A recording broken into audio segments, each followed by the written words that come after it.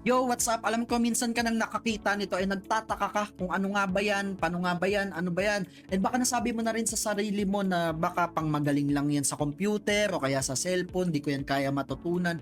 Pues, dun ka nagkakamali. Kasi in the next 1 to 2 minutes ng video, bibigyan kita ng way para maintindihan to so that ma-apply mo to pag gusto mo nang pasukin ng trading o kaya mag-invest sa stock markets or kung ano man like BDO, Jollibee, kung ano man naisip mo. Okay, unang-una mong titignan pag nandito ka, trading view ang tawag dito sa app na to, is itong nasa gilid. So makikita natin dyan, sabi dyan is gold. So ito pa lang nasa screen natin ngayon, nire-represent pala nito is yung ginto. And okay, dito naman tayo sa gilid na part. Nakita mo may mga random na number dyan, di ba?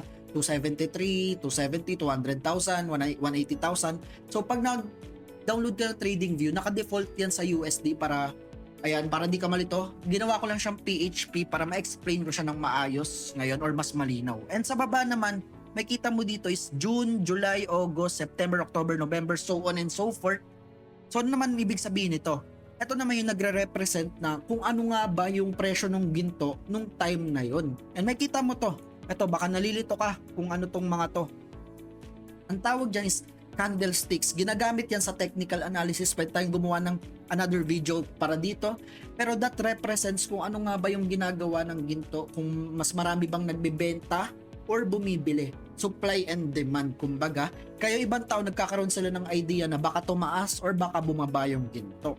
And then, to sum it up, nakatingin tayo sa ginto and ito yung nasa gilid presyo niya. Ito nasa baba is yung date. So kung explain ko sa iyo para maintindihan mo to is pag nilagay natin dito and in-stretch natin yan hanggang dito, nung June pala is 183,000 pesos lang yung ginto per ounce. And ngayong January is 273,000 na siya, pesos na siya ngayon. So ibig sabihin pala yung 180,000 pesos mo kung bumili ka ng 1 ounce na ginto is 273,000 na. So welcome to trading. And paano nga ba natin gagawin yun, no? Pwede tayong bumili ng ginto na physical na relos, kwintas, hikaw, bracelet, or kung ayaw mo naman na physical, pwede kang magsimula ng trading. Lagay ko na lang mga resources sa baba. And para maintindihan mo to ng mas ayos or mas madali, pwede mong gamitin tong line. So makikita mo dyan, magiging linya na lang siya. And pwede mo nang aralin ito muna bago mo aralin yung mga candlesticks. And hopefully may natutunan ka sa video na to. Follow for more, lapag ko yung link sa baba kung anong mga pwede mong gamiting resources.